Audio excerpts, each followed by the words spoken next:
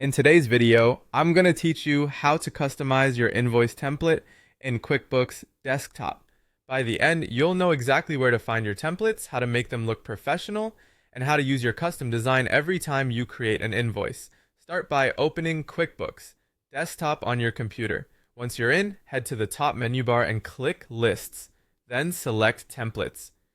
This takes you to the central hub where all your forms live, including invoices, estimates, and sales receipts. If you don't see what you expect, make sure you're in the right company file and that you have permission to edit forms. Next, find the invoice template you want to update.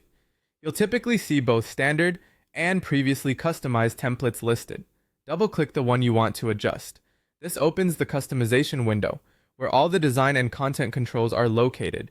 If you have several templates, choose the one that matches your branding or the invoice style you use most often. Now it's time to customize. In the customization tools, you can change the layout, fonts, colors, and fields.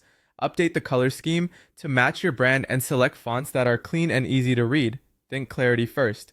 Add your logo if you use one, and make sure it's high resolution for a crisp print or PDF. Review which fields appear on the form, such as customer message, terms, due date, item descriptions, quantities, and rates. You can show or hide columns, rename labels for clarity, and adjust the order so the most important information is front and center. In the layout area, you can move sections around to balance white space and keep totals prominent. Small tweaks, like aligning the company address and customer details, make a big difference in readability. Before saving, preview your changes. Use the preview option to see how your invoice will look when printed or sent as a PDF. Scan for spacing issues, cut off text, and any fields that don't populate as expected. If you plan to print, check margins and alignment to avoid clipping.